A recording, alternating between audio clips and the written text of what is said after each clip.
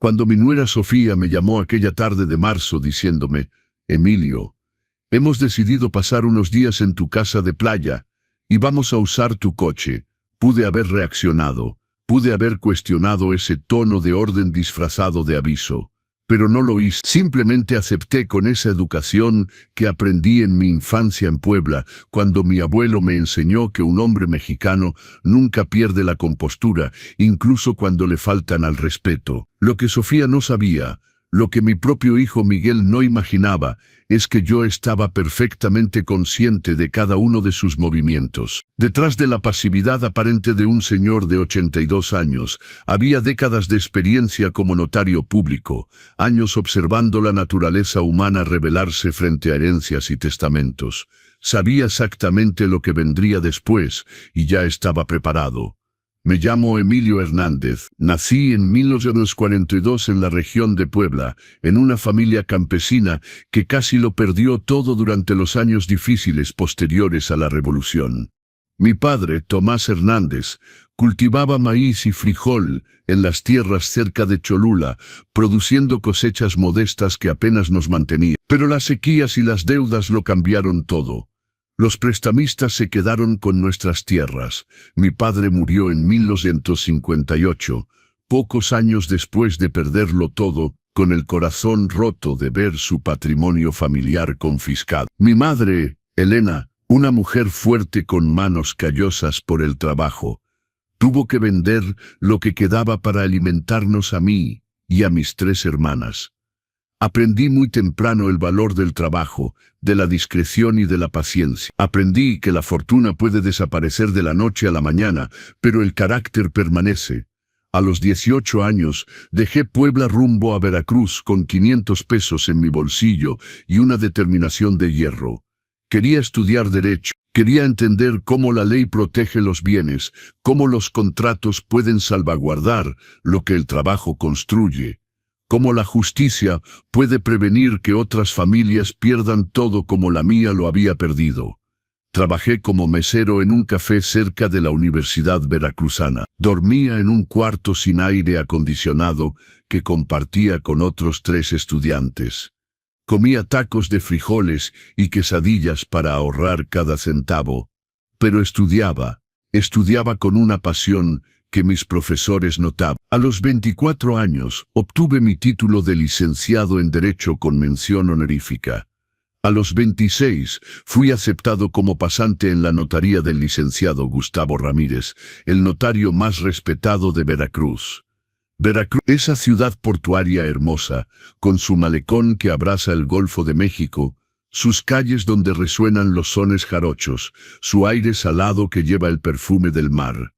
Me enamoré de esa ciudad desde el primer día. El licenciado Ramírez era un hombre severo pero justo que me enseñó no solo las sutilezas del derecho mexicano, sino también la psicología humana. Emilio, me decía a menudo mientras fumaba su puro en su despacho, un buen notario no es solo un experto en leyes, es un observador del alma humana.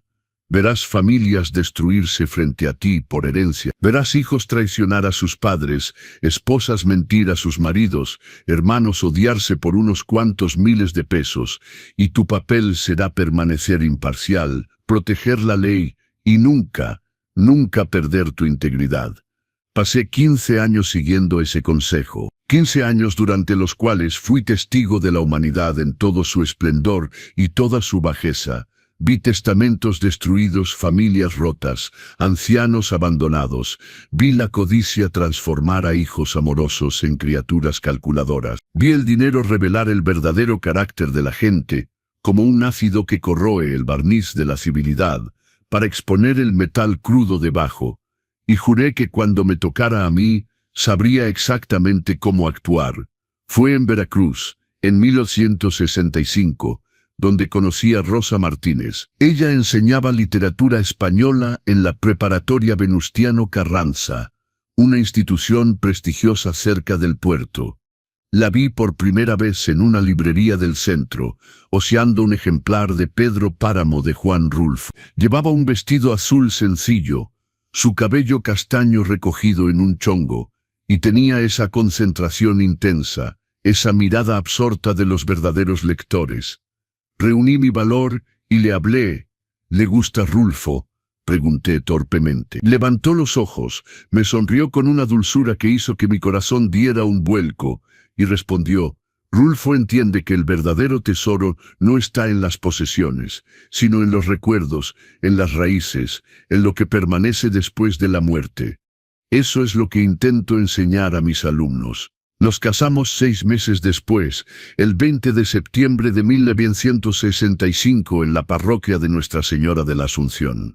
Mi madre vino desde Puebla, usando su único vestido decente, llorando de alegría al ver a su hijo casarse con una mujer tan culta. Las hermanas de Rosa cantaron durante la ceremonia. Fue simple, modesto, perfecto. Nos mudamos a un pequeño departamento en la calle Zaragoza, con vista a los techos de Veracruz, y a lo lejos el mar que brillaba bajo el sol. Rosa enseñaba, yo trabajaba en la notaría. Ahorrábamos cada peso. Por las noches, ella leía en voz alta a Rulfo, Fuentes Paz, mientras yo preparaba expedientes. Hablábamos de todo, de filosofía, de justicia, de la condición humana, del sentido de la vida. Nuestro hijo Miguel nació el 12 de abril de 1972, en pleno periodo del gobierno de Echeverría que sacudía a México con reformas y protestas. Rosa dio a luz en el hospital civil, mientras el país servía de cambios políticos. Recuerdo haber sostenido a ese pequeño ser en mis brazos, ese bebé que lloraba con una fuerza sorprendente, y haber pensado, voy a protegerte, voy a enseñarte lo que realmente importa, voy a hacer de ti un hombre de carácter. Rosa y yo criamos a Miguel con amor, pero también con disciplina. Le enseñamos la honestidad, el respeto, el valor del trabajo. Lo llevamos a visitar las milpas de Puebla para que entendiera de dónde venía su familia. Le mostramos la notaría para que viera cómo su padre se ganaba la vida honorablemente. Miguel era un buen niño, estudioso, un poco tímido, apasionado por las matemáticas y las ciencias. Hizo su preparatoria en el Colegio Cervantes. Luego se fue a la Ciudad de México a estudiar ingeniería civil en la UNAM. Rosa lloraba cada vez que se iba después de las vacaciones, pero también estaba inmensamente orgullosa. Nuestro hijo va a construir puentes, decía sonriendo a través de sus lágrimas. Va a conectar a la gente, crear caminos donde no los había. Durante todos esos años, yo trabajaba, ahorraba, invertía prudentemente. En 1985, cuando el licenciado Ramírez se retiró después del devastador terremoto que sacudió a México, me propuso hacerme cargo de la notaría. Eres el mejor pasante que he tenido, Emilio. La notaría es tuya, si la quieres.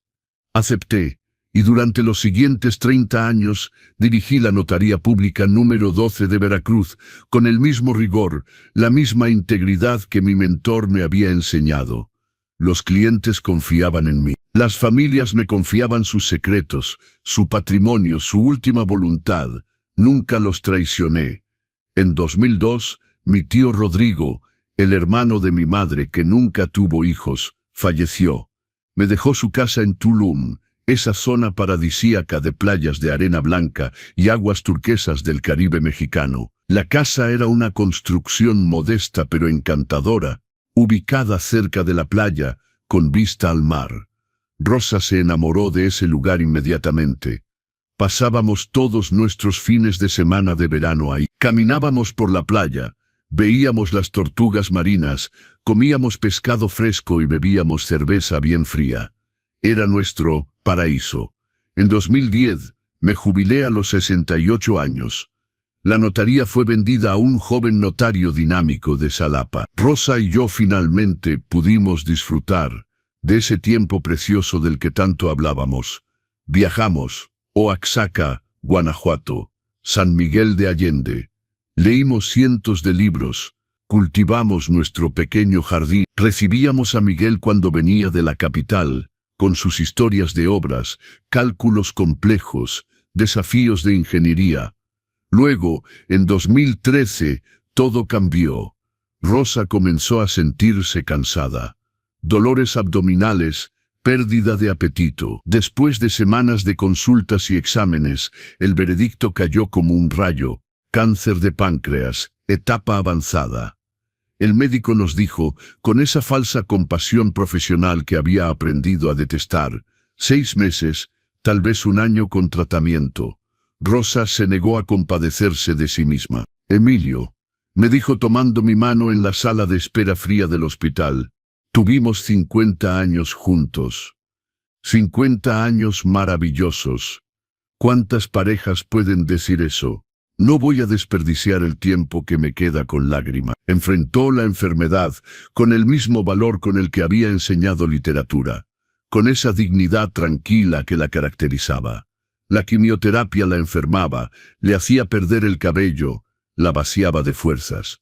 Pero seguía leyendo, discutiendo, sonriendo cuando le traía flores del jardín. Miguel venía desde la capital regularmente. Yo veía el dolor en sus ojos cada vez que miraba a su madre debilitarse. Pero también había algo más, algo que no podía identificar del todo. Una distancia, una preocupación que parecía estar en otro lado. Fue durante una de esas visitas en noviembre de 2013 que nos presentó a Sofía. Sofía Castillo, 34 años en ese entonces, egresada del ITAM, trabajando en una gran agencia de marketing de lujo en la Ciudad de México. Alta, delgada, impecablemente vestida con ropa de diseñador, hablando con esa seguridad de los chilangos que siempre han tenido dinero. Llegó a nuestra modesta casa en Veracruz, como una reina visitando a los campesinos. Miró nuestros muebles antiguos, nuestros libros usados, nuestro jardín simple, y vi el juicio en sus ojos. Hizo comentarios sobre el encanto rústico y la autenticidad provincial, con una sonrisa que no llegaba a sus ojos calculadores. Rosa, incluso debilitada por la enfermedad, la vio inmediatamente por lo que era. Esa noche, después de que Miguel y Sofía se fueron a su hotel, ella había rechazado dormir en nuestra habitación de invitados, encontrándola demasiado anticuada. Rosa me dijo: Emilio, esa mujer no ama a nuestro hijo. Ama lo que cree que él puede darle. Ten cuidado. Quise protestar, decir que quizás nos equivocábamos, que quizás ella solo era diferente a nosotros, pero Rosa sacudió la cabeza. Pasé mi vida analizando personajes de novelas.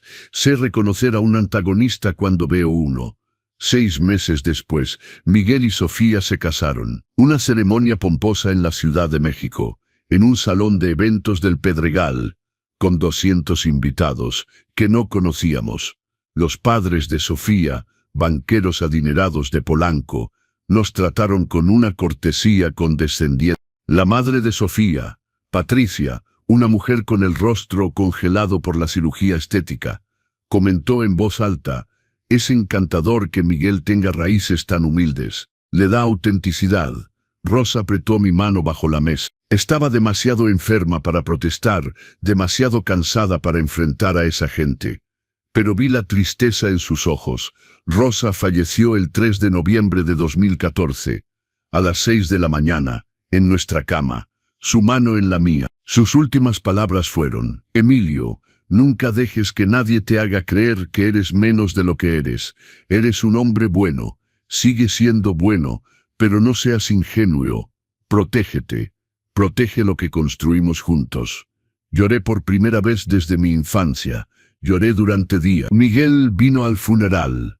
Sofía se quedó en la Ciudad de México, alegando una emergencia profesional importante. Después del entierro en el Panteón Municipal de Veracruz, donde Rosa ahora descansa bajo una lápida simple grabada con una cita de Rulfo que ella amaba: todos elegimos el lugar donde hemos de morir, me encontré solo en nuestra casa grande y vacía.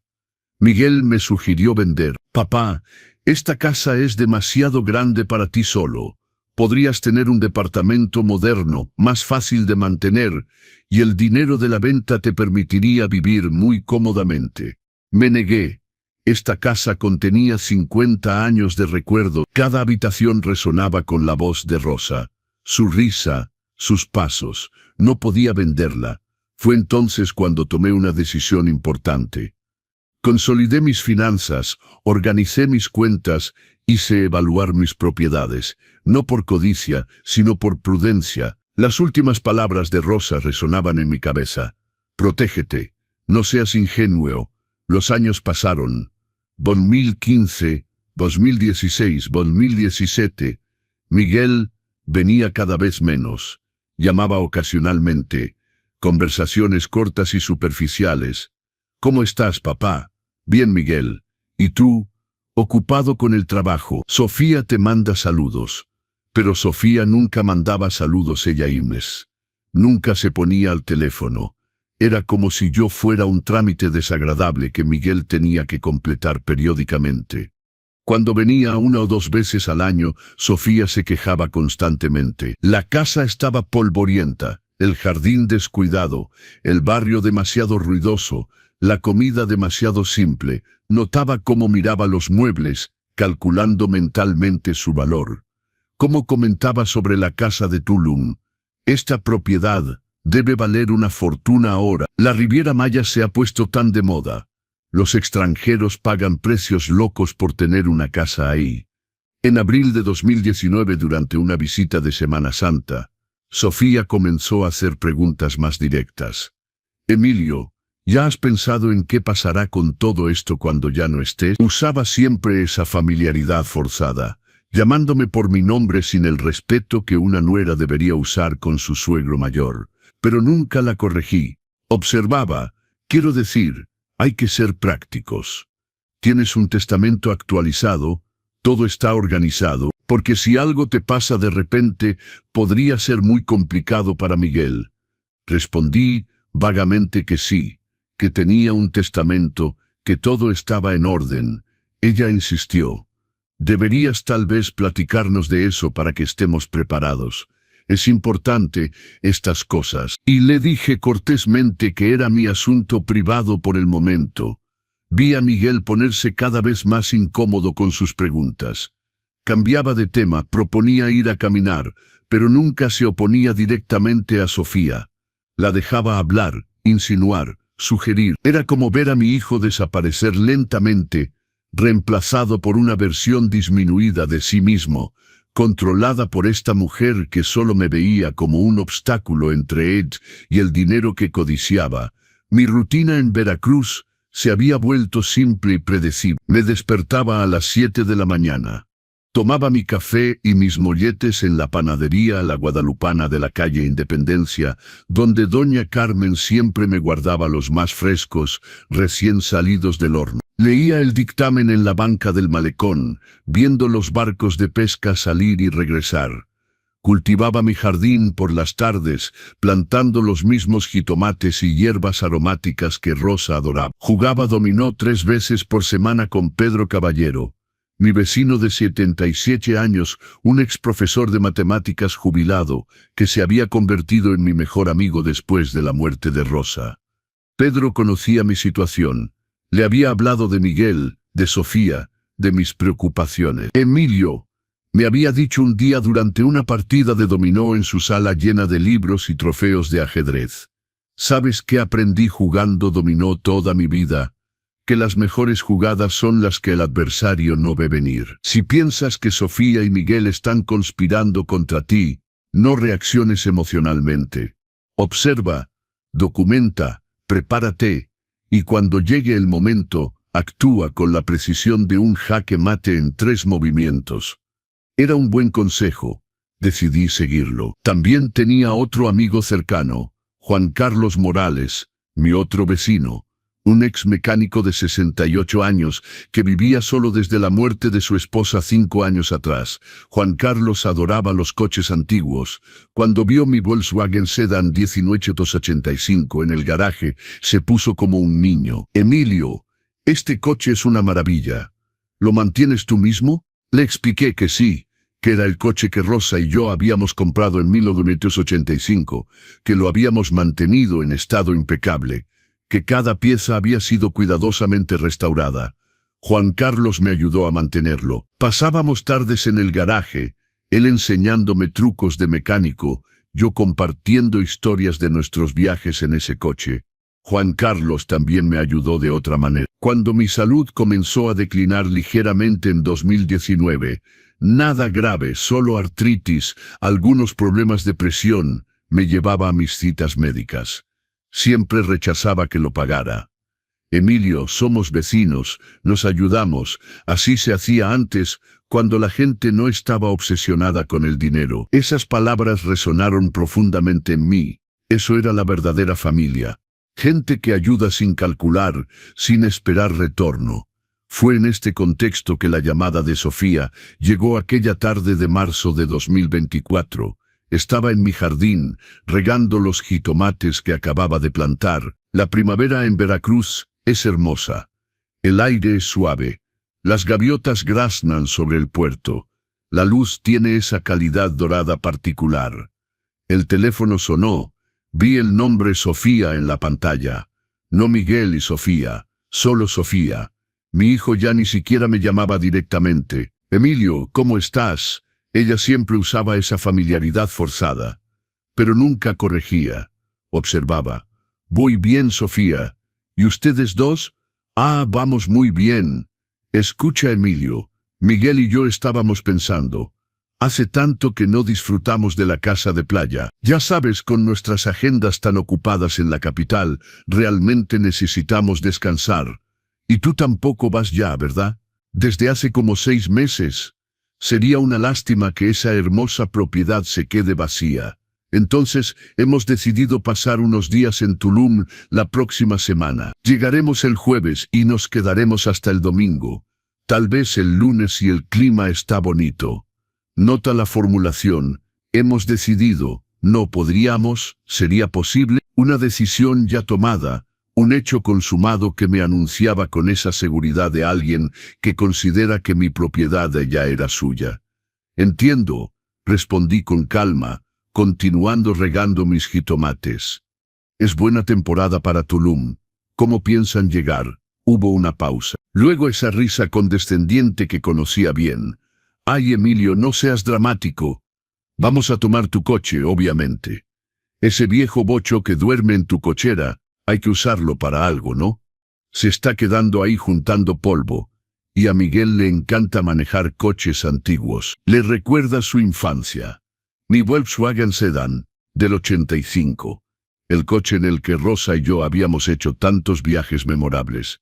El coche que mantenía meticulosamente con Juan Carlos cada domingo, verificando el aceite, limpiando el motor, encerrando la carrocería azul original. El coche que contenía 40 años de recuerdos.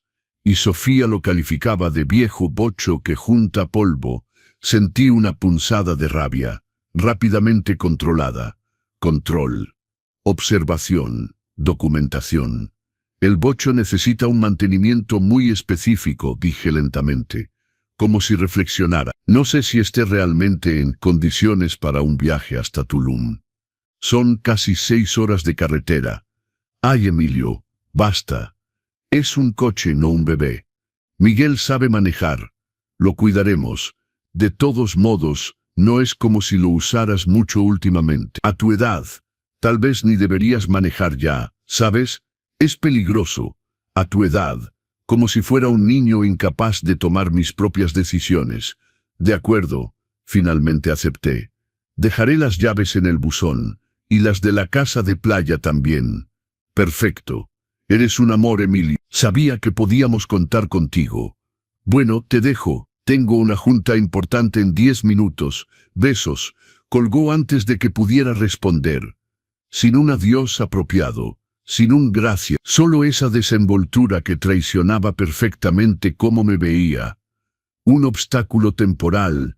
Un anciano cuyas posesiones le pertenecían por derecho, que simplemente debía ser manejado con un mínimo de civilidad hasta su muerte inevitable. Me quedé allí en mi jardín, sosteniendo la manguera, escuchando el sonido del agua sobre las plantas. Las palabras de Rosa volvieron. Protégete, no seas ingenuo. Y las de Pedro. Observa, documenta, prepárate. Tomé mi decisión. Iba a observar. Iba a darles suficiente cuerda para que se ahorcaran solos. E iba a documentar cada momento, cada palabra, cada traición. Esa noche comencé a llevar un diario. Un cuaderno simple comprado en la papelería de la esquina. Ahí anoté la conversación con Sofía, palabra por palabra, con fecha y hora. Describí su tono, sus elecciones de palabras, sus insinuaciones. Primer documento en lo que se convertiría en mi expediente contra mi propia familia. La semana siguiente, el jueves por la mañana, dejé las llaves en el buzón como prometí. Miguel pasó a recogerlas cerca de las 11. Entró brevemente. «Buenos días, papá. Gracias por las llaves». «Buenos días, Miguel. ¿Cómo estás?» Sí, tenemos prisa. Sofía quiere salir antes del tráfico». No preguntó, «¿Cómo estás tú?» No propuso tomar un café. Se quedó parado cerca de la puerta, evitando mi mirada. «Miguel», dije suavemente, «¿todo está bien? Pareces preocupado».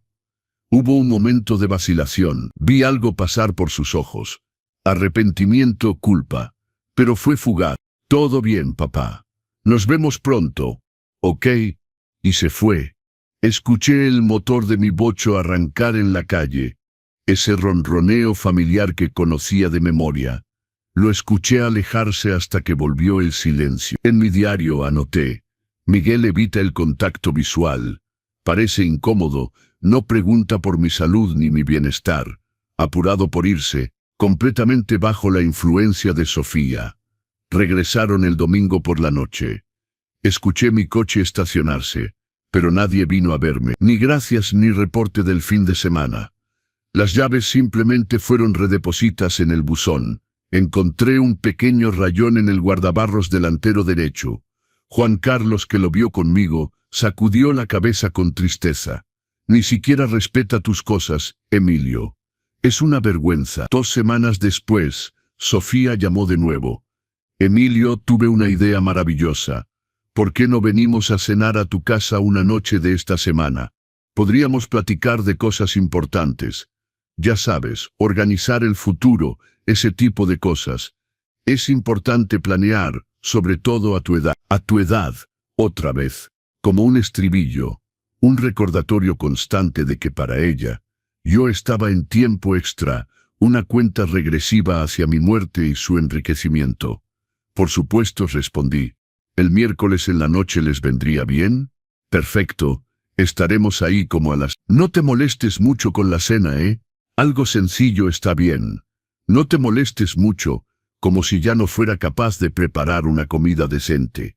Pero decidí hacer exactamente lo contrario. Preparé un mole poblano, la receta de Rosa, esa que requería 32 ingredientes y horas de cocción lenta. Hice arroz rojo, frijoles refritos, tortillas hechas a mano. Compré un buen pan dulce en la panadería de Doña Carmen. Abrí una botella de vino tinto chileno reserva especial, que guardaba para ocasiones especiales. Puse la mesa con el mantel bordado de rosa, la vajilla de talavera heredada de mi abuela, los cubiertos de plata. ¿Por qué ese esfuerzo? No para complacerlos, sino para mostrarles una última vez que estaba lejos de ser el anciano decrépito que imaginaban, que todavía tenía todas mis capacidades, que estaba plenamente consciente y competente. Llegaron a... Sofía llevaba un traje sastre de marca, tacones Louboutin, una bolsa Hermès, ropa cuyo costo podría haber alimentado a una familia durante 6 meses.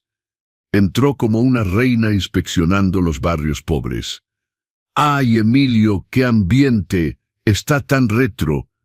Código para anticuado, viejo, sin valor. Recorrió la sala, tocando los muebles. «Estas piezas son realmente antiguas, ¿verdad? Podrían valer algo con un buen anticuario. ¿Has pensado en hacerlas evaluar?» «Son herencias familiares», respondí con calma.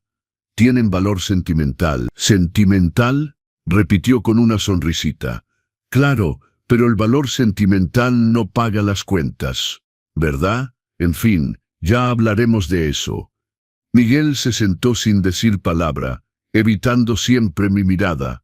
Vi la tensión en sus hombros, la forma en que sus manos se crispaban sobre sus rodillas. Durante la cena, Sofía monopolizó la conversación.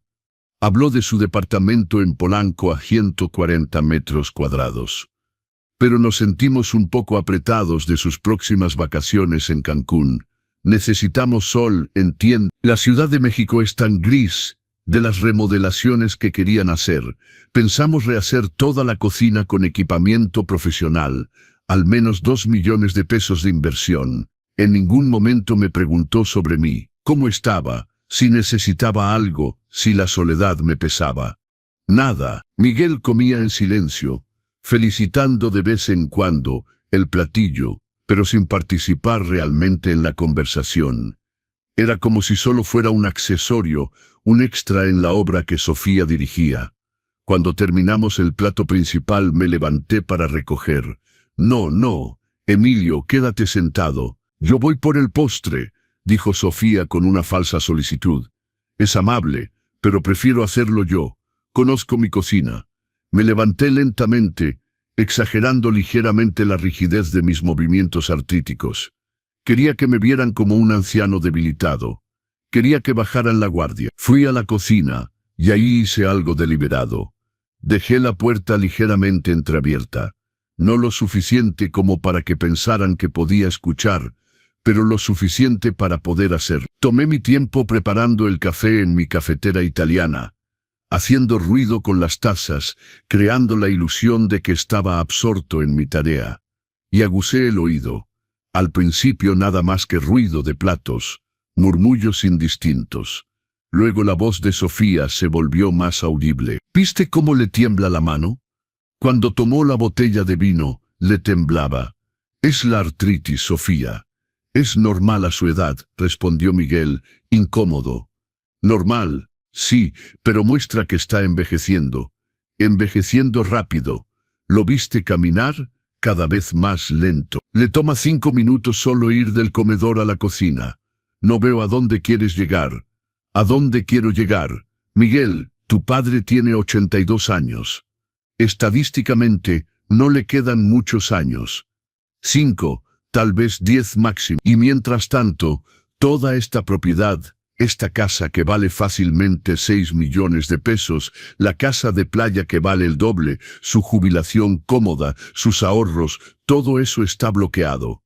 Nosotros necesitamos ese dinero ahora, para nuestros proyectos, nuestra vida, nuestro futuro. Mi corazón se contrajo, no de sorpresa sino de confirmación. La voz de Rosa en mi cabeza. Te lo dije, Sofía, no podemos hablar así. Es mi padre. Justamente, es tu padre. Eres su hijo único. Ese dinero, esas propiedades, son tu parte legítima, tu herencia. Pero hay que organizar las cosas correctamente. Testamento, poder notarial. Todo debe estar claro en papel. Porque si le pasa algo mañana y nada está en orden, va a ser un infierno administrativo. Puede tomar años antes de que podamos tocar cualquier cosa. Hablas como si quisieras que muriera. No seas estúpido, Miguel. No seas estúpido, Miguel. No le deseo mal a nadie. Soy pragmática, eso es todo. Tu padre es viejo. Es un hecho. Va a morir. Es un hecho. La pregunta no es si, sino cuándo. Y cuando pase quiero asegurarme de que nosotros, su familia, recuperemos lo que nos corresponde por derecho sin complicaciones. Es planeación, no crueldad. Siguió un silencio largo durante el cual imaginé a Miguel luchando con su conciencia, con los restos de moralidad que Rosa y yo habíamos intentado inculcarle. Finalmente, murmuró, de acuerdo. ¿Qué propones? Y ahí, mi corazón realmente se rompió, no por lo que ella dijo, sino porque él aceptó. Empezamos despacio, continuó Sofía, su voz tomando un tono de conspiradora. Le hacemos entender que nos necesita. Nos volvemos indispensables. Le sugerimos que tal vez debería darte un poder notarial, solo por si acaso. Hablamos del testamento, nos aseguramos de que esté actualizado, de que sepamos exactamente qué hay en él. Lo convencemos progresivamente de que estaría mejor en un asilo, donde lo cuidarían mejor. Y una vez que esté ahí, esta casa puede venderse, el dinero puede invertirse, usarse para financiar nuestra vida. Y si se niega, no se negará. Míralo, está solo, frágil, probablemente un poco senil aunque lo oculte bien. Los viejos son fáciles de manipular, Miguel. Solo tienes que ser paciente, cariñoso en apariencia y firme en tus objetivos. Cerré los ojos en esa cocina, apoyándome contra el mostrador. Durante 42 años había escuchado este tipo de conversaciones en mi notaría. Herederos impacientes, discutiendo sobre padres aún vivos como si fueran cuentas bancarias por desbloquearse. Pero nunca pensé que lo escucharía de boca de mi propia nuera y que mi hijo accedería con tan poca resistencia. Respiré profundamente, muy profundamente. Conté hasta 10, una técnica que Rosa me había enseñado cuando llegaba frustrado del trabajo. Me enderecé, arreglé las tazas de café en una charola. Tomé el pay de limón que había comprado en la pastelería y volví al comedor sonriendo. Café para todo. Sofía aceptó con esa sonrisa estudiada que comenzaba a odiar. Miguel tomó su taza sin decir palabra, sin mirarme. Tomamos el café haciendo conversación superficial sobre el clima, sobre Veracruz, sobre nada importante. A las 9:30 de la noche se fueron. Sofía me besó en las mejillas con ese afecto teatral que me daba ganas de lavarme la cara. Gracias por esta cena maravillosa, Emilio. Deberíamos hacer esto más seguido. Y hablamos pronto de esas cosas importantes, ¿ok? Realmente es necesario organizarlo todo. Miguel me dio la mano, un apretón de manos, no un abrazo. Como se saluda a un extraño. Adiós, papá. Adiós, hijo mío. Los vi partir desde la ventana. Su BMW negro se alejó en la noche y me senté en el sillón de Rosa, ese donde ella leía a Rulfo las noches de invierno. Y lloré, pero no eran lágrimas de desesperación. Eran lágrimas de resolución. Tenías razón, mi amor, le dije al retrato de Rosa en el estante. Siempre tuviste razón, pero no te preocupes. Voy a protegerme, voy a proteger lo que construimos juntos y voy a enseñarles una lección que nunca olvidarán. Esa noche, escribí en mi diario todo lo que había escuchado, cada palabra en su orden exacto, fechado, contextualizado. Documento número 2. Y comencé a planear mi contraataque. Al día siguiente por la mañana, llamé a Francisco Durán. Francisco y yo nos conocimos en la Facultad de Derecho de la universidad. Habíamos estudiado juntos, pasado nuestros exámenes juntos, comenzado nuestras carreras en notarías diferentes, pero siempre manteniéndonos en contacto.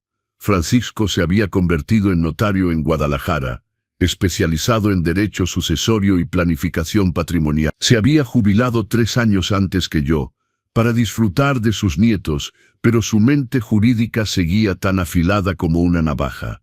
Emilio, qué sorpresa. ¿Cómo estás? Francisco, necesito tus servicios, tu experiencia, y sobre todo tu discreción absoluta. Su voz se volvió inmediatamente seria. Siempre, mi amigo, ¿de qué se trata? Le expliqué todo. La situación con Sofía y Miguel, las conversaciones escuchadas, las manipulaciones, los intentos de tomar control. Francisco me escuchó sin interrumpir, soltando ocasionalmente un suspiro reconocedor. Había visto los mismos patrones en su propia carrera. Cuando terminé, dijo, la vieja historia de la codicia familiar. Lo siento, Emilio. Realmente lo siento de que tu propio hijo esté involucrado. ¿Qué quieres hacer? Quiero rehacer mi testamento completamente. Y quiero que sea jurídicamente inatacable. Y Miguel, cerré los ojos, sintiendo el peso de esta decisión. Miguel hizo sus elecciones. Eligió a su esposa antes que a su padre. Eligió la codicia antes que el carácter. Eligió verme como un obstáculo en lugar de como un padre. Ahora, yo hago mi elección. ¿Estás seguro, Emilio? Es tu único hijo, tu único descendiente directo. Estoy absolutamente seguro. Y si no lo hago ahora, no podré hacerlo después. Ella va a seguir presionando por ese poder notarial, por ponerme bajo tutela, por tomar el control. Debo actuar mientras aún tengo toda mi lucidez, toda mi capacidad legal. De acuerdo. Entonces hagámoslo correctamente. Voy a tu casa la próxima semana. Revisaremos todo, patrimonio, cuentas inversiones, seguros, y construiremos un testamento que ni el mejor abogado de la Ciudad de México podrá romper. Francisco vino el martes siguiente. No a Veracruz, demasiado arriesgado que alguien nos viera juntos. Fui a Guadalajara en autobús, pretextando a Juan Carlos una visita médica de rutina. Francisco me recibió en su despacho en casa, un cuarto cómodo lleno de libros jurídicos y recuerdos de carrera. Trabajamos durante 6 horas. Francisco pasó cada elemento de mi patrimonio al peine fino.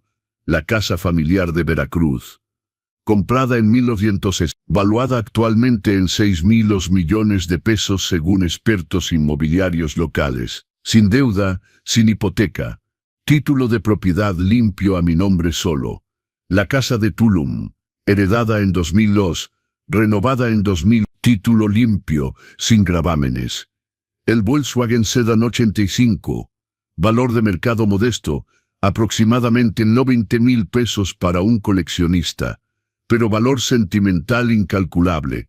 Mis cuentas bancarias, cuenta corriente en Banamex con cuenta de inversión con 4,2 millones en acciones y bonos diversos, portafolio conservador, construido durante 40 años. Mi jubilación 38,000 pesos mensuales, pensión de notario más IMS, pagada hasta mi muerte, luego nada, seguro de vida, póliza de un beneficiario actual, Miguel. Total patrimonial neto, aproximadamente 16 millones de pesos. Muy cómodo, comentó Francisco. Muy cómodo para un notario de provincia. Manejaste bien, Emilio. Rosa y yo siempre vivimos por debajo de nuestras posibilidades. Ahorrábamos, invertíamos prudentemente. Nunca quisimos depender de nadie. Y ahora tu hijo piensa que todo eso le corresponde por derecho. Exactamente. Francisco sacó un bloc de notas jurídico. Entonces, Nuevo Testamento. ¿Qué quieres hacer exactamente? Respiré profundamente. Lo que iba a decir cambiaría todo. Para la casa de Veracruz, quiero que se venda después de mi muerte. El producto de la venta será dividido en 3 partes iguales. 1/3 al asilo San Vicente de Paúl, para personas mayores aquí en Veracruz, una institución que conozco y hace excelente trabajo. 1/3 a la biblioteca municipal, para crear un fondo permanente de compra de libros en memoria de Rosa, que era bibliófila y maestra. 1/3 a un fondo de becas para estudiantes de Derecho sin recursos, administrado por la Universidad Veracruzana. Francisco anotaba rápidamente. Para la casa de Tulum, donación al municipio de Tulum, a condición de que se transforme en centro cultural público, abierto gratuitamente a la población, sin venta, sin privatización, un lugar de cultura y memoria en honor de Rosa. Excelente idea. El municipio aceptará con gusto. Continúa. Para el bocho se lo lego a Juan Carlos Morales, mi vecino y amigo, quien me ha cuidado sin pedir nunca nada a cambio, quien ha amado este coche tanto como yo. Bien. Las cuentas bancarias e inversiones, todo será liquidado. El dinero servirá para financiar los legados citados y crear un fondo de dotación permanente para la Fundación de Ancianos Abandonados de Veracruz. Es una organización que ayuda a personas mayores abandonadas por sus familias. Me parece apropiado. Francisco levantó los ojos, una sonrisa triste en su rostro. Es perfecto, Emilio. Simbólico y justo. Mi jubilación, siendo una pensión que cesa con mi muerte, no puedo legarla. Pero quiero establecer que durante mis últimos meses, si estoy hospitalizado o inválido, los pagos mensuales serán automáticamente donados a esa misma fundación. Podemos arreglarlo. El seguro de vida, cambio el beneficiario. Ya no Miguel. La Fundación de Ancianos también. ¿Y para Miguel mismo, qué le dejas? Era la pregunta que temía y anticipaba a la vez. Le dejo cartas. Cartas que voy a escribir. Una por cada año de su vida desde su nacimiento hasta ahora. En cada una, contaré un recuerdo, una lección, un momento en que intenté enseñarle algo sobre el carácter, la integridad, el amor. Le dejaré también los álbumes de fotos familiares, las cartas que su madre y yo, Intercambiamos durante nuestro noviazgo las alianzas de matrimonio de mis padres y mis abuelos. Le dejo la historia, le dejo la memoria, le dejo la posibilidad de entender lo que perdió. Francisco asintió lentamente con la cabeza. Es poderoso, Emilio. Realmente poderoso. No merece el dinero, pero tal vez merece una oportunidad de redención. Quizás leyendo esas cartas, dándose cuenta de lo que hizo, finalmente aprenda. ¿Y tu nuera? Mi rostro se endureció. Para Sofía quiero una cláusula explícita. A mi nuera Sofía Hernández no le dejo ningún bien material. Dejo sin embargo esta declaración. Confundió mi educación con debilidad. Confundió mi edad con ingenuidad. Confundió mi paciencia con ignorancia. Este testamento es la corrección de esa confusión. Francisco silbó suavemente. Emilio, eso es muy directo, muy duro. Es verdad, y es necesario. Quiero que sepa, quiero que entienda que yo sabía, que siempre supe, que nunca me engañó ni un segundo. De acuerdo, lo ponemos. Ahora hablemos de inimpugnabilidad, porque sabes que van a intentar romper este testamento. Van a alegar senilidad, influencia indebida, todo lo que puedan. Sé cómo impedirlo. Francisco se inclinó hacia adelante, entrando en su elemento profesional.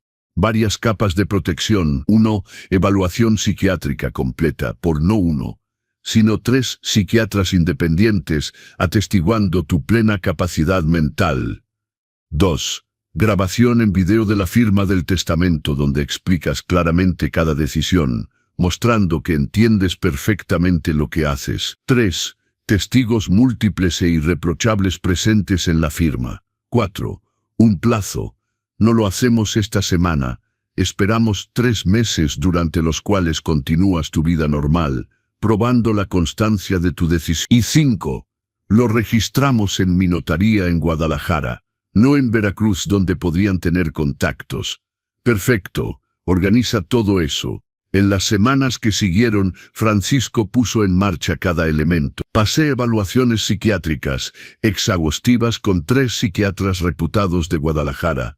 El doctor Felipe Reynoso, la doctora María Chávez y el doctor Juan Fuentes, cada uno me hizo pasar pruebas cognitivas, evaluaciones de memoria, análisis de juicio. Los 3 concluyeron, el señor Emilio Hernández, 82 años, presenta plena capacidad mental, memoria excelente para su edad, juicio claro y racional, y comprensión total de las implicaciones de sus decisiones jurídicas. Francisco arregló una sesión de grabación en video en su despacho. Frente a la cámara, expliqué con calma, punto por punto, cada decisión de mi testamento. Cité códigos jurídicos de memoria, demostrando mi competencia profesional intacta. Discutí de filosofía moral, de justicia distributiva, de mis razones éticas. 45 minutos de grabación que mostraban sin ninguna duda posible que estaba plenamente lúcido. El 15 de octubre de 2024, el testamento fue firmado oficialmente. Presentes: Francisco Durán como notario, la maestra Sofía Ledesma y el maestro Tomás Beltrán como testigos, 2 abogados de Guadalajara que Francisco conocía y yo. La ceremonia duró 2 horas. Cada página fue rubricada, cada cláusula explicada, todo grabado en video y audio. Cuando terminó, Francisco me abrazó. Está hecho, mi amigo. Es absolutamente inatacable. Hiciste lo que era justo. Hice lo que era necesario. Gracias, Francisco. Al salir de su despacho, caminando por las calles de Guadalajara hacia la terminal de autobuses, me sentí extrañamente ligero, no feliz. ¿Cómo podría ser feliz de desheredar a mi propio hijo? Pero aliviado de haber retomado el control. Aliviado de haber protegido lo que Rosa y yo habíamos construido. Aliviado de saber que nuestro dinero ganado honestamente iría a ayudar a gente que realmente lo necesitaba, no a financiar vacaciones en Cancún de Sofía. De regreso en Veracruz, continué mi vida como antes, pero ahora tenía un secreto que daba una nueva dimensión a cada interacción con Sofía y Miguel. En los meses siguientes, Sofía continuó sus maniobras. Las visitas, las sugerencias, las insinuaciones sobre mi salud declinante. En noviembre, volvió con los documentos de poder notarial. Emilio, aún no los has firmado. Han pasado meses. Es realmente importante. Lo sé, Sofía. Pronto. ¿Pronto cuándo? Has dicho eso desde junio. ¿Cuándo estarás listo? Cuando esté listo. Pero Emilio, sé razonable. A tu edad, cada día cuenta. Si algo te pasa mañana y nada está organizado, si algo me pasa mañana, todo ya está organizado, Sofía. No te preocupes. Ella no sabía cuán cierto era eso. En diciembre, comencé a escribir las cartas para Miguel. No 52, finalmente 23, parecía un número más manejable. Cada carta tomaba horas, a veces días. Contaba recuerdos, su nacimiento, sus primeros pasos, su primer día de escuela, la vez que ganó el concurso regional de matemáticas y volvió a casa radiante de orgullo. Hablaba de Rosa, de cómo lo amaba, de sus esperanzas para él. Incluía lecciones de vida, suavemente formuladas, nunca predicadoras. Citas de Rulfo, de Fuentes, de Paz, autores que Rosa amaba. Explicaba mis valores, por qué la integridad importaba más que el dinero, por qué el carácter era el verdadero legado que dejamos. Cada carta era un adiós. Un adiós al niño que había sido, al hijo que había esperado que se convirtiera. Era doloroso escribirlas, pero también catártico. Luego, en enero de 2025, algo inesperado sucedió. Realmente me enfermé. Comenzó con una tos, luego fiebre. En pocos días, tenía dificultad para respirar. Juan Carlos, preocupado por no haberme visto en 2 días, tocó mi puerta. Me encontró en mi cama, ardiendo de fiebre, apenas consciente.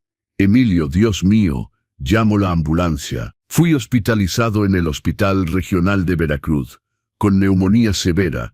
A los 82 años, la neumonía no es broma. Pasé 5 días bajo antibióticos intravenosos, con oxígeno, en un cuarto donde el tiempo parecía suspendido. Miguel vino solo esta vez. Se sentó junto a mi cama, sosteniendo mi mano, y por primera vez en años vi lágrimas reales en sus ojos. Papá, tuve tanto miedo. Cuando Juan Carlos me llamó, pensé que era el final. Todavía no, hijo mío, murmuré, mi voz débil. Todavía no. Lo siento por todo, por Sofía, por la forma en que te hemos tratado, por... Descansa. Hablaremos cuando esté mejor. Pero incluso en ese momento noté, Sofía no vino. Envió flores, probablemente ordenadas por una secretaria, pero no estuvo ahí. Demasiado ocupada, había dicho Miguel. Pero yo sabía la verdad. Estaba esperando a ver si esta neumonía haría su trabajo por ella. Me recuperé lentamente pero seguramente. Los médicos estaban sorprendidos. Tiene una constitución robusta, señor Hernández. 5 días en el hospital, luego 2 semanas de convalecencia en casa con visitas diarias de una enfermera. Fue durante mi convalecencia que Sofía hizo su verdadero movimiento. Vino sola, trayendo caldo comprado, no hecho en casa, y su sonrisa más maternal. Emilio, nos diste un susto de muerte. Realmente pensamos que era el final. Lamento decepcionarlos. Ella rió. La risa no llegaba a sus ojos. No digas eso. Pero muestra bien que a tu edad no podemos ser demasiado cuidadosos. Por cierto, volví a hablar con nuestro abogado. Dice que ahora es realmente el momento perfecto para regularizar todo esto. El testamento, el poder notarial, todo. Porque francamente, Emilio, si hubieras tenido menos suerte con esta neumonía, ¿quieres decir si hubiera muerto? No seas mórbido, pero sí, si hubieras fallecido a horas, sin haber organizado tus asuntos, habría sido una pesadilla para Miguel. Los impuestos de sucesión sobre propiedades como las tuyas son enormes. Pero si organizas todo a horas, si transfieres ciertas cosas en vida, Sofía, la interrumpí, mirándola directamente. He pensado mucho estos últimos días. En el hospital, cuando uno piensa que va a morir, repasa su vida, sus prioridades, lo que realmente importa. Su rostro se animó, pensaba que iba a ceder. Sí, exactamente. ¿Y comprendiste que la familia es lo que importa? No. Comprendí muchas cosas y tomé decisiones importantes. Oh, qué decisiones. Sobre mi testamento, sobre el futuro de mi patrimonio, todo está ahora claramente organizado. Se inclinó hacia adelante ávida. En serio, finalmente hiciste un testamento apropiado. Es maravilloso. ¿Y puedes hablarme de eso, para que sepamos qué esperar? No. Parpadeo. No, no, es mi asunto privado. Lo descubrirán a su debido tiempo. Su rostro se endureció. Emilio, encuentro eso realmente injusto. Miguel es tu hijo. Tiene derecho a saber. Sabrá cuando yo muera. No antes. Eres imposible. Explotó, la ira perforando finalmente completamente la máscara. Eres un viejo egoísta y terco que solo piensa en sí mismo. ¿Te das cuenta de lo que le estás haciendo a tu hijo? ¿Angustia? ¿Incertidumbre? Le estoy dando honestidad. Y aparentemente es difícil de soportar. Se fue furiosa azotando la puerta. En mi diario escribí: Sofía pierde completamente la paciencia. La máscara ha caído. Mostró su verdadera naturaleza, codicia pura, sin afecto, sin respeto. Perfecto. Todo se está poniendo en su lugar. Las semanas siguientes fueron tensas. Sofía ya no venía. Miguel llamaba ocasionalmente, conversaciones cortas e incómodas. Pero sabía que estaban conspirando, buscando soluciones, quizás incluso consultando abogados sobre cómo forzar una tutela. Luego, a principios de febrero, Sofía llamó. Su voz había vuelto a ser dulce, controlada. Había decidido cambiar de táctica.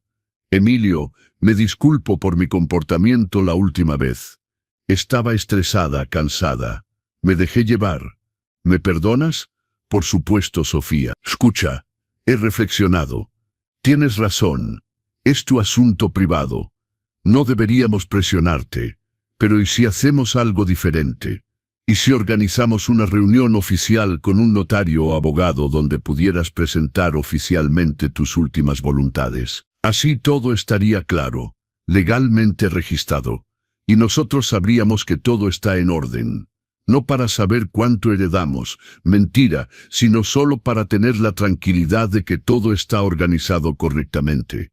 Cuando dices, era mi oportunidad, la ocasión perfecta, es en realidad una buena idea, Sofía. De acuerdo, organicémoslo. Casi podía oírla sonreír al teléfono. Maravilloso. Voy a llamar a nuestro abogado en la Ciudad de México. ¿Puede bajar a Veracruz? No, usaré mi propio abogado aquí. Pedro Lascano, un profesional muy respetado. Pequeña pausa. De acuerdo. Si lo prefieres. Lo prefiero. Voy a llamarlo y organizar una reunión. Te llamo con la fecha. Llamé a Pedro Lascano inmediatamente después. Pedro era un abogado de Veracruz que conocía de reputación. Brillante, ético, meticuloso. Le expliqué todo. Señor Hernández, es una situación delicada. Esencialmente quiere organizar una lectura anticipada del testamento. Exactamente. Para que vean lo que van a recibir. O mejor dicho, lo que no van a recibir.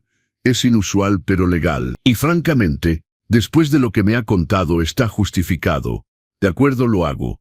¿Cuándo? Lo más pronto posible. Esta semana. Jueves. 2 de la tarde. Mi oficina. Calle Lerdo. Perfecto. Llamé de vuelta a Sofía. Está arreglado. Jueves. Oficina del licenciado Pedro Lascano. ¿Pueden venir? Por supuesto. Estaremos ahí. Oh, Emilio, es tan maduro de tu parte organizar esto. Miguel estará aliviado. Estoy seguro de que lo estará, pensé. Pero no de la forma que ella imagina. El miércoles por la noche, la víspera de la reunión, llamé a Francisco. Mañana es el día. La revelación. ¿Estás listo, Emilio? Más que listo. Lo hago por Rosa, por todos los ancianos abandonados que vi en mi carrera, por la justicia. Entonces ve con mi bendición. Y llámame después. Quiero saber cómo reaccionaron. Ese jueves por la mañana, tomé mi tiempo para prepararme. Ducha caliente, afeitada cuidadosa. Mi mejor traje gris antracita, el que usaba para ocasiones solemnes cuando era notario. Corbata vino tinto, zapatos lustrados. Me miré en el espejo. Un viejo ciertamente, pero un viejo digno, determinado, con la autoridad moral de toda una vida de integridad. Es el momento, Rosa, le dije a su retrato. Hoy protejo nuestro legado. Hoy les muestro quién era realmente Emilio Hernández. A las 1:30, Juan Carlos me llevó a la oficina de Pedro Lascano. Rodamos en silencio, él sintiendo la gravedad del momento. ¿Quieres que me quede, Emilio? Para apoyo moral. No, mi amigo, esto es algo que debo hacer solo. Pero gracias por todo. La oficina del licenciado Pedro Lascano ocupaba el segundo piso de un elegante edificio del siglo XIX, en la calle Lerdo, en el corazón histórico de Veracruz. La sala de juntas tenía ventanas altas que daban al malecón, paneles de madera oscura, una mesa larga de caoba. Era solemne, formal, perfecto para lo que iba a pasar. Pedro me recibió calurosamente. Señor Hernández, ¿está listo? Absolutamente. Preparé todos los documentos, copias certificadas del testamento de Guadalajara, las evaluaciones psiquiátricas, todo. No podrán impugnar nada. Excelente. A las 2 en punto la puerta se abrió. Sofía entró primero, impecable con un traje sastre Chanel beige, cargando su bolsa Birkin, mínimo 800,000 pesos, tacones Louboutin. Sonreía confiada, segura de que esta reunión confirmaría su victoria próxima. Miguel la seguía, con traje oscuro, luciendo nervioso. Me miró, intentó una sonrisa que se parecía más a una mueca. Buenos días, papá. Buenos días, Miguel. Sofía. Se sentaron del otro lado de la mesa. Pedro se instaló en la cabecera, abriendo un expediente de cuero. Bien, comenzó Pedro con la formalidad característica de los abogados mexicanos. Estamos aquí para la presentación oficial de las últimas voluntades del señor Emilio Hernández. El señor Hernández me pidió explicar el contenido de su testamento actualizado y registrado el 15 de octubre con el notario Francisco Durán en Guadalajara. Sofía frunció ligeramente el ceño. ¿Guadalajara? ¿Por qué Guadalajara? Por razones de confidencialidad e imparcialidad, respondí con calma. Pedro continuó. El testamento es jurídicamente irrevocable, respaldado por 3 evaluaciones psiquiátricas independientes que atestiguan la plena capacidad mental del señor Hernández, así como una grabación en video completa de la firma. Pasemos ahora al contenido. Miguel se agitó en su silla. Sofía se inclinó hacia adelante, atenta. Artículo.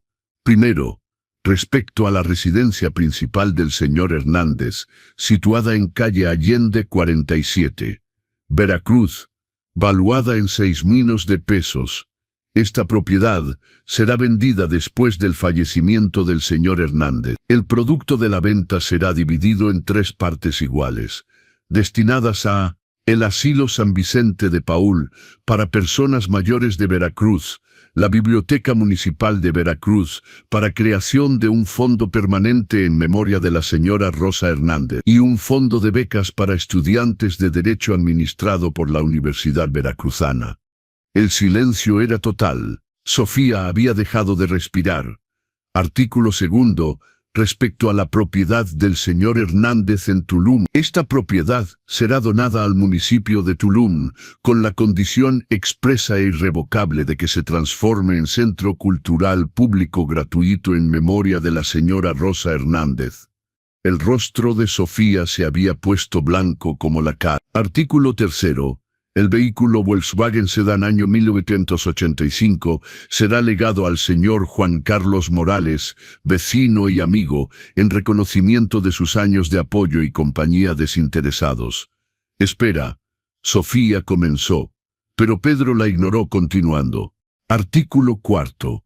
todas las cuentas bancarias, inversiones y liquidez del señor Hernández, totalizando aproximadamente 5.000 o 4 millones de pesos, serán utilizadas para financiar los legados citados y crear un fondo de dotación permanente para la Fundación de Ancianos Abandonados de Veracruz, una organización que ayuda a personas mayores en situación de abandono familiar. ¿Qué? Sofía se levantó de un salto. ¿Esto es una broma? Emilio, no puedes hacer eso. Puedo y lo hice. Pedro continuó, imperturbable. Artículo 5. El seguro de vida del señor Hernández, por un monto de 2 millones de pesos, será igualmente destinado a la Fundación de Ancianos Abandonados. Miguel había cerrado los ojos. Lágrimas corrían silenciosamente por sus mejillas. Artículo 6.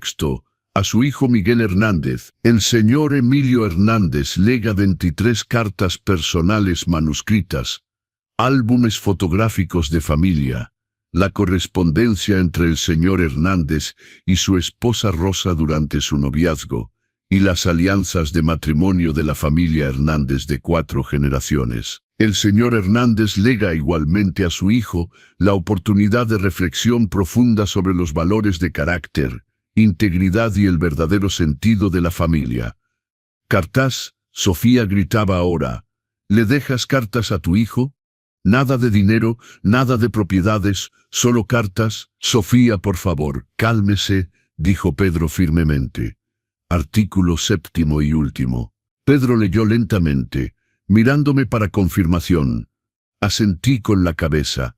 A su nuera la señora Sofía Hernández, el señor Emilio Hernández no lega ningún bien material. Lega, sin embargo, la siguiente declaración registrada oficialmente: confundió mi educación con debilidad, confundió mi edad con ingenuidad, confundió mi paciencia con ignorancia. Este testamento es la corrección de esa confusión. El silencio que siguió era ensordecedor. Sofía temblaba de rabia. Miguel lloraba abiertamente ahora. Esto es absurdo. Sofía explotó. Emilio, estás senil. Este testamento no se sostiene. Vamos a impugnarlo. Vamos a... Pedro la cortó con voz glacial. Señora, este testamento fue redactado con la lucidez total y documentada del señor Hernández. 3 psiquiatras atestiguaron su plena capacidad mental. La firma fue filmada con el señor Hernández, explicando en detalle cada decisión, citando códigos jurídicos, demostrando comprensión perfecta de cada implicación. Fue registrado con un notario de Guadalajara bajo todas las formalidades legales mexicanas, con testigos irreprochables. Este testamento es absolutamente inatacable. Cualquier abogado competente se lo dirá. Sofía se volvió hacia mí, furiosa. No puedes hacer esto. Nosotros cuidamos de ti. Nosotros. Cuidaron. Me levanté lentamente, apoyándome en la mesa, mirándola directamente. Cuidaron de mí o conspiraron sobre mi muerte mientras bebían mi vino.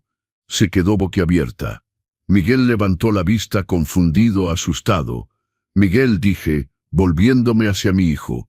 ¿Recuerdas aquella noche en marzo? La cena en mi casa.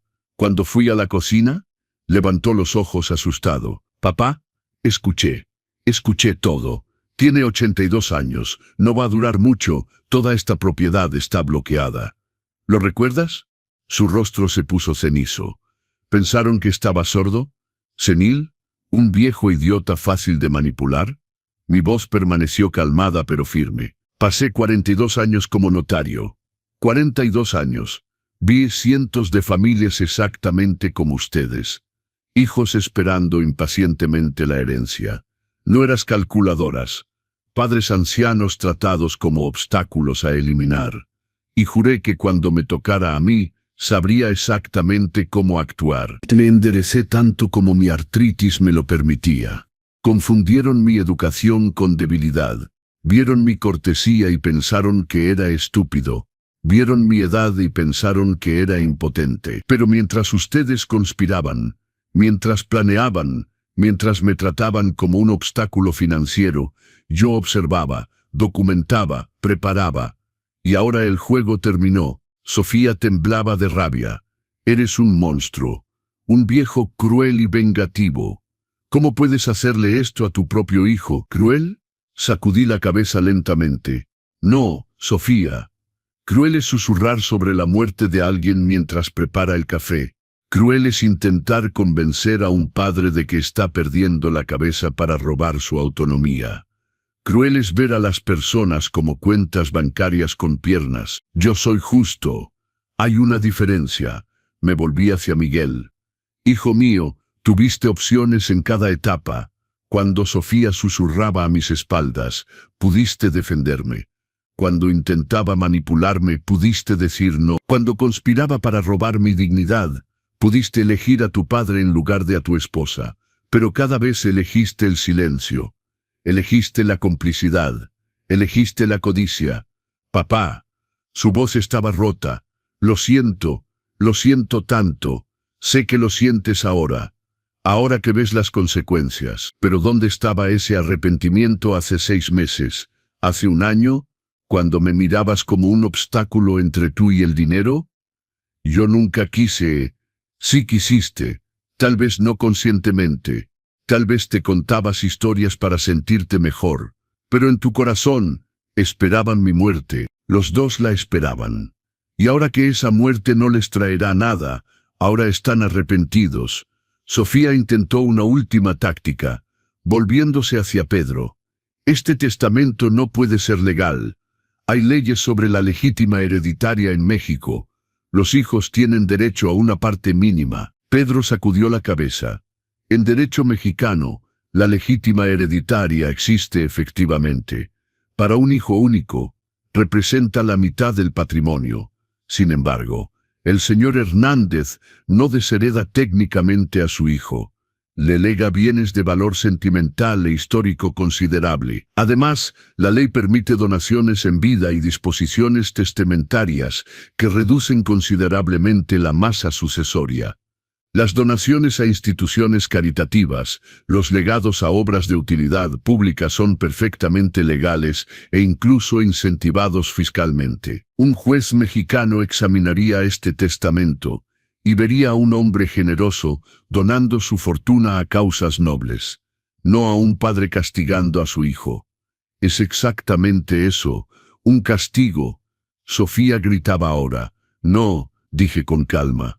Es una lección que su generación necesita desesperadamente aprender. Que las personas mayores no son cajeros automáticos, que la familia no se resume en la herencia, que el respeto no se negocia. Tomé mi bastón, preparándome para partir. Miguel, las cartas que te dejé están en una caja fuerte con el notario Durán, en Guadalajara. Recibirás las instrucciones para acceder después de mi muerte. Te sugiero leerlas todas. Tal vez te enseñen lo que fracasé en enseñarte en vida. Papá, espera. Miguel se levantó, extendiendo la mano hacia mí. Me detuve, volviéndome una última vez. Miguel, todavía puedes aprender. Todavía puedes convertirte en el hombre que tu madre y yo esperábamos que fueras, pero no vendrá del dinero. Vendrá de la reflexión, del trabajo sobre ti mismo, de la elección consciente de colocar el carácter por encima de la conveniencia. Miré a Sofía una última vez. En cuanto a usted, señora, reveló exactamente quién es. Y ahora el mundo entero lo sabe. Este testamento es un documento público. Cualquiera puede consultarlo. Su codicia, su manipulación, su desprecio por un anciano, todo está ahí, en negro sobre blanco en mis declaraciones oficiales. Su rostro se puso lívido. No había pensado en eso, que el testamento sería público, que sus amigos de la Ciudad de México, su familia, sus colegas podrían todos leer cómo había tratado a su suegro anciano. Me dirigí hacia la puerta. Pedro me abrió, haciéndome un gesto respetuoso. Señor Hernández, si necesita cualquier cosa, gracias, licenciado Lascano. Ha sido perfecto. Al salir escuché a Sofía explotar detrás de mí.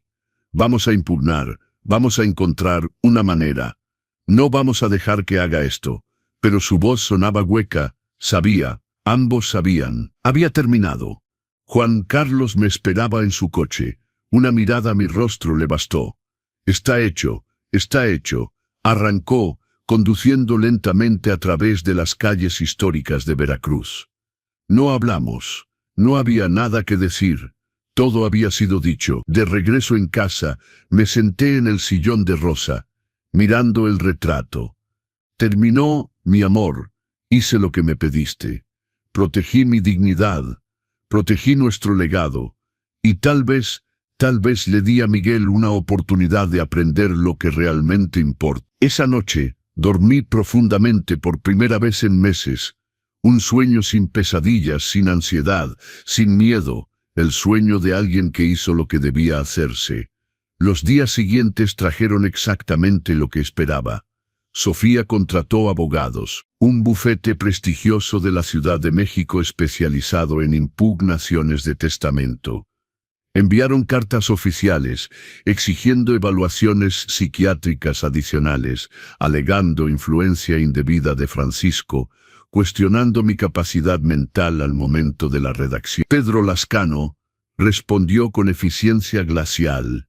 Les envió copia de las 3 evaluaciones psiquiátricas, transcripción completa del video de la firma, testimonio de mis vecinos y amigos atestiguando mi lucidez, mi historial médico completo e incluso cartas de mis antiguos colegas, notarios confirmando que estaba tan agudo mentalmente como a los 40 años. Los abogados capitalinos rápidamente comprendieron que estaban luchando contra un muro de concreto jurídico. Pero Sofía insistía. Gastó decenas de miles de pesos persiguiendo una victoria imposible. En abril de 2025 recibí información inesperada. Francisco me llamó, su voz grave. Emilio, hubo un desarrollo interesante en el caso. Los abogados de Sofía contrataron a un investigador privado para hurgar en tu pasado, buscando cualquier evidencia de inestabilidad mental, problemas financieros ocultos, adicciones, cualquier cosa que pudiera justificar la invalidación del testamento. Mi corazón se aceleró. El investigador encontró algo, pero no sobre ti, sobre Sofía. ¿Qué? Aparentemente, Sofía mantiene una relación extramarital desde hace más de 3 años, con un tal Marco Delgado, 30 años, supuesto empresario pero sin actividad profesional verificable. Vive en un departamento en Polanco, cuya renta, 35,000 pesos mensuales, es pagada por una cuenta conjunta a nombre de Sofía y Miguel. Me quedé en silencio absorbiendo la información. Hay más, continuó Francisco. El investigador, que aparentemente tiene algunos principios éticos a pesar de su profesión, verificó más profundo. Sofía también ha hecho varias transferencias importantes de esa cuenta conjunta hacia cuentas en el extranjero, probablemente para ocultar dinero antes de un divorcio eventual. Hablamos de al menos 2 millones de pesos. Dios mío, el investigador reportó todo esto al tribunal, como está legalmente obligado a hacer, puesto que implica fondos matrimoniales en un procedimiento de sucesión impugnada. Miguel fue notificado ayer. Cerré los ojos. Pobre Miguel, había traicionado a su padre por una mujer que lo traicionaba desde hacía años. ¿Cómo reaccionó? No sé todavía. Pero su abogado contactó a Pedro esta mañana para decir que Miguel se retira oficialmente de toda impugnación del testamento. Ya no se asocia con las acciones de Sofía. Ya veo. Emilio, ¿sabías de Marco Delgado? No. Pero no me sorprende. La gente como Sofía es incapaz de lealtad real hacia nadie. Esta revelación cambió todo. Los abogados de Sofía aconsejaron abandonar, viendo que sus propias investigaciones habían explotado en su cara. Sofía misma estaba ahora en posición defensiva, debiendo explicar las transferencias sospechosas, la relación extramarital, el uso fraudulento de fondos matrimoniales. En julio, después de haber gastado más de 350,000 pesos en honorarios de abogados, Sofía finalmente firmó los documentos de abandono de la impugnación. El testamento quedó definitivamente validado e inatacable. Pedro me llamó con la noticia. Terminó, Emilio. Victoria completa. No es una victoria, respondí suavemente. Es solo justicia. Pero no había realmente terminado, porque quedaba Miguel. 3 semanas después del descubrimiento de la traición de Sofía, mi teléfono sonó. Un número que no reconocía. respondí. Papá, la voz estaba rota, apenas reconocible. Soy Miguel. Miguel, ¿cómo estás? Yo, no estoy bien, papá. No estoy bien para nada. ¿Dónde estás? En Puebla. Dejé la Ciudad de México. Dejé a Sofía. Dejé todo. ¿Quieres que nos veamos? Un largo silencio. Luego, aceptaría, después de todo lo que hice, aceptarías verme. Eres mi hijo, Miguel. Siempre serás mi hijo. Ven a Veracruz. Hablaremos. Vino el fin de semana siguiente. Cuando abrí la puerta, apenas reconocí al hombre frente a mí. Miguel había perdido al menos 10 kilos.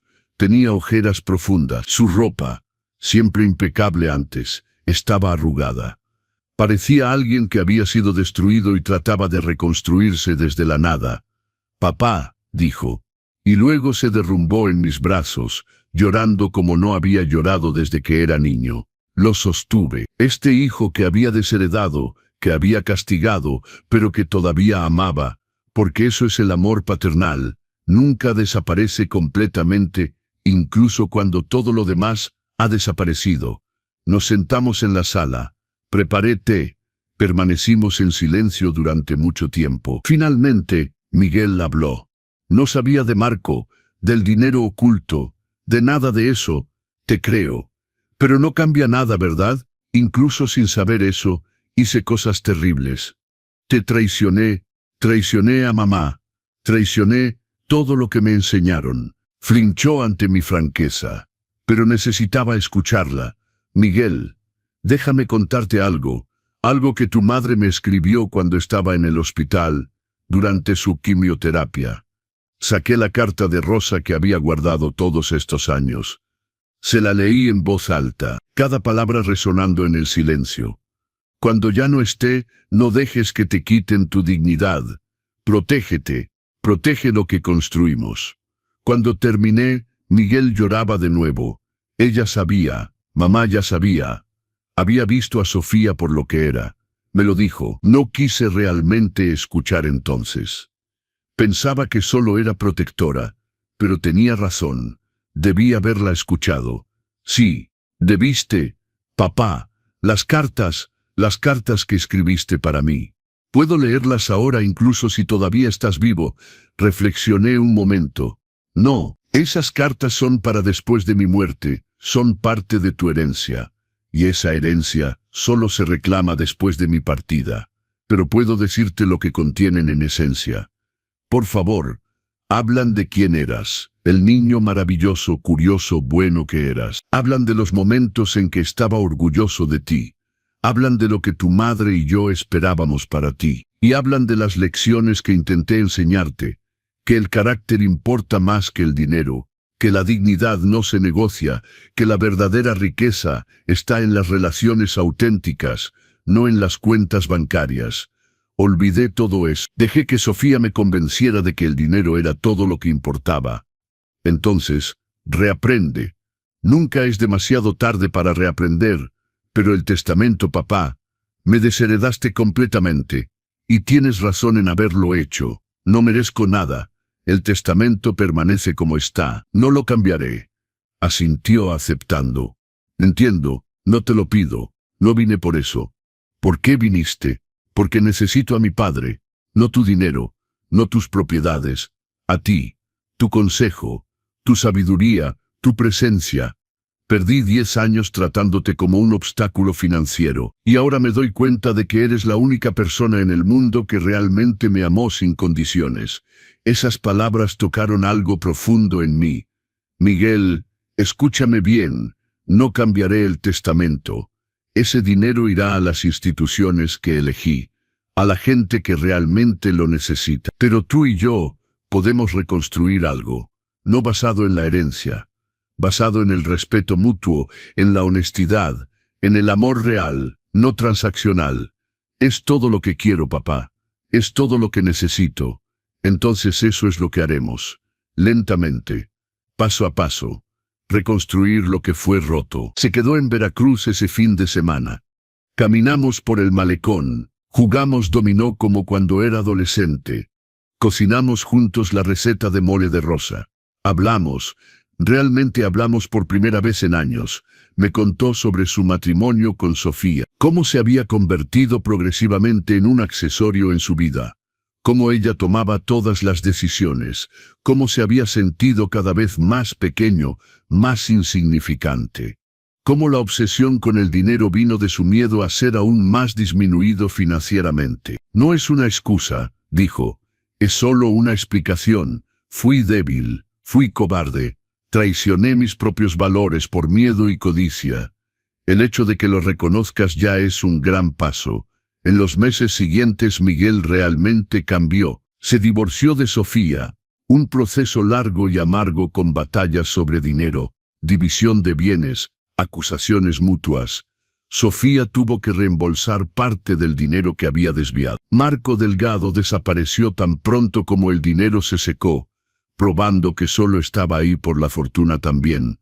Miguel se instaló en Puebla, más cerca de Veracruz. Encontró un nuevo empleo con un salario inferior, pero valores de empresa que correspondían mejor a lo que le habíamos enseñado.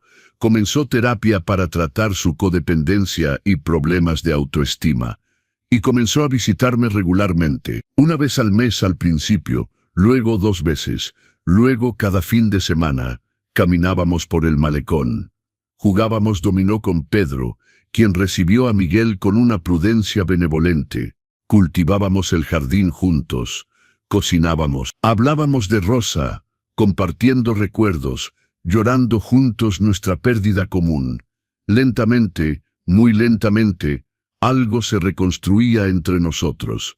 No la relación perfecta de antes, esa había muerto, imposible de resucitar, pero algo nuevo, algo basado en la honestidad brutal, en la aceptación mutua de los errores pasados, en un respeto ganado en lugar de automático. Un año después de la lectura del testamento, estábamos sentados en mi jardín en una hermosa tarde de verano. Miguel ayudaba a podar los rosales que Rosa había plantado hace 30 años. «Papá», dijo de repente, «no quiero que cambies el testamento». Levanté la vista sorprendido. No pensaba hacerlo. Lo sé, pero quiero que sepas que incluso si lo propusieras, lo rechazaría. Ese dinero, esas propiedades, deben ir a donde decidiste, a los ancianos abandonados, a los estudiantes sin recursos, a los centros culturales en memoria de mamá. Es justo, es lo que debe pasar. ¿Estás seguro? Absolutamente. Me diste algo mucho más valioso que el dinero, papá. Me diste una lección que nunca olvidaré. Me obligaste a confrontar en quién me había convertido. Me diste la posibilidad de convertirme en alguien mejor. Eso vale más que todos los millones del mundo. Sentí mis ojos llenarse de lágrimas. Por primera vez desde la muerte de Rosa, eran lágrimas de alegría. Entonces, finalmente entendiste. Entendí. Demasiado tarde para recuperar lo que perdí, pero suficientemente temprano para construir algo nuevo. Nunca es demasiado tarde, hijo mío. Continuamos cultivando el jardín en silencio. Un silencio cómodo, el tipo de silencio que solo existe entre personas que realmente se entienden. Hoy, a mis 85 años, todavía vivo en mi casa de Veracruz. Mi salud es estable. La artritis me hace más lento, pero no me detiene. Continúo mis rutinas. Café y molletes en la panadería de Doña Carmen. Caminata por el malecón. Dominó con Pedro. Jardinería, lectura. Juan Carlos viene regularmente a llevarme en su coche, más por la compañía que por necesidad. A veces vamos a Tulum a visitar la casa que pronto será un centro cultural. La imagino llena de gente, familias, niños, artistas, creando recuerdos felices. Rosa habría adorado eso. Miguel me visita casi cada fin de semana ahora. Conoció a alguien. Una mujer llamada Gabriela, profesora de historia en una preparatoria de Puebla. Es amable, auténtica, para nada interesada en el dinero. Vienen a cenar juntos. Gabriela y yo hablamos de literatura e historia mientras Miguel cocina. Es pacífico. Hace 3 meses recibí una carta manuscrita, enviada desde Miami, sin nombre de remitente, pero sabía quién la había enviado antes de abrirla. Emilio, sé que probablemente nunca quieras volver a saber de mí. No te contacto para pedir perdón. No lo merezco. No te contacto para impugnar el testamento. Mis abogados me hicieron entender que sería inútil. Escribo solo para decir que tenías razón, sobre todo. Era codiciosa. Que era manipuladora. Te vi como un obstáculo, no como una persona. Traté a Miguel como una herramienta, no como un compañero. Construí mi vida sobre el dinero y el estatus. Y ahora que todo se derrumbó, me encuentro sola, sin nada real. Marco se fue tan pronto como el dinero desapareció. Mis amigos en la Ciudad de México me evitan ahora que la historia de nuestra batalla testamentaria se hizo pública. Mi propia familia está avergonzada de mí. Vivo ahora en Miami con un hombre mayor y muy rico. Hago exactamente lo que siempre hice, y me odio por eso. Me dijiste una vez que nunca aprendería. Tal vez tenías razón, pero al menos ahora veo quién soy. Y es alguien que no me gusta. Sofía. Leí la carta 2 veces, luego la doblé y la guardé en un cajón. No respondí. No había nada que decir. Algunas personas aprenden, otras solo ven sin cambiar nunca realmente. Sofía veía ahora, pero dudaba de que cambiara alguna vez. La semana pasada visité la Fundación de Ancianos Abandonados de Veracruz, por primera vez oficialmente, sin esconderme como lo hacía antes. La directora, la señora Laura Petit, me recibió con emoción. Señor Hernández, es un honor inmenso. Su futura donación va a transformar nuestra capacidad de ayudar a personas mayores abandonadas. Me hizo recorrer las instalaciones. Vi personas mayores, algunas incluso más jóvenes que yo, que habían sido abandonadas por su familia.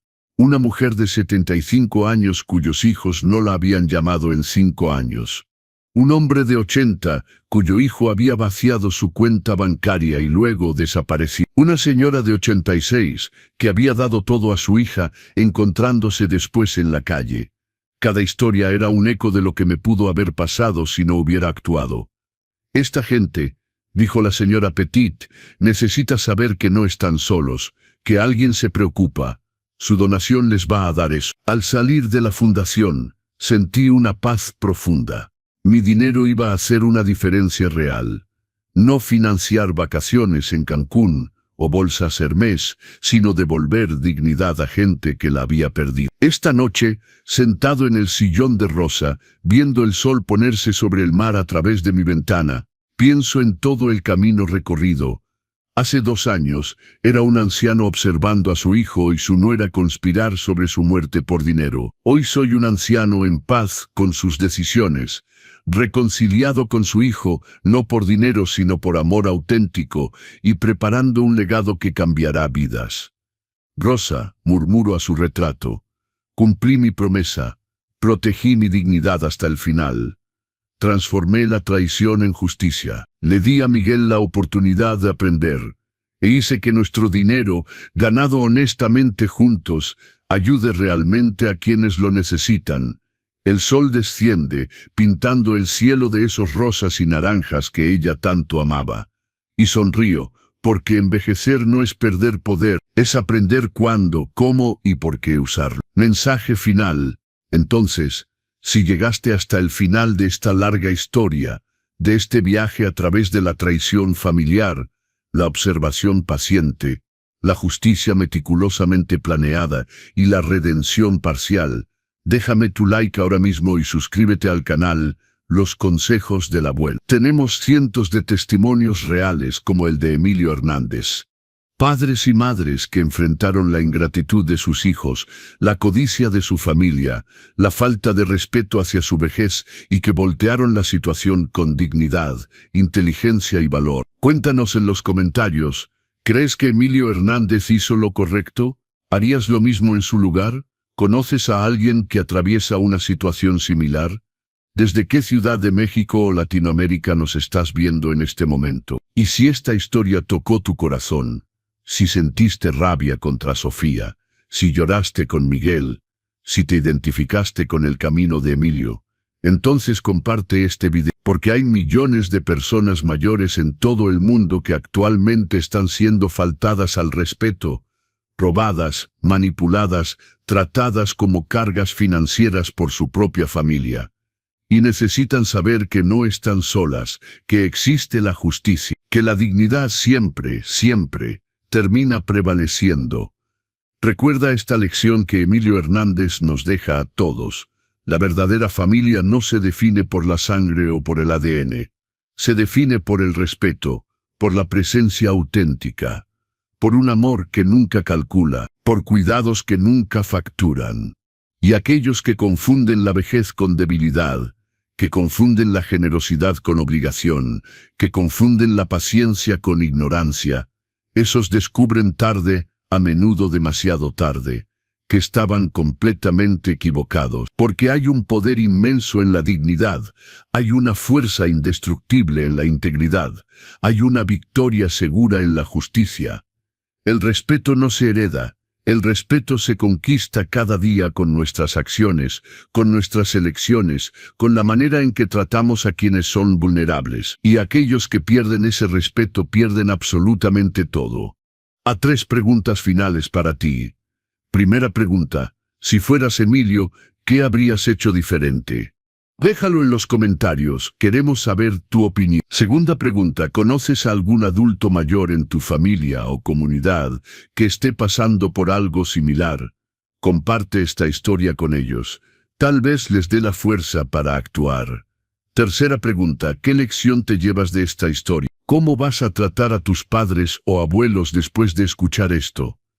Escríbelo en los comentarios, lee los comentarios de otros.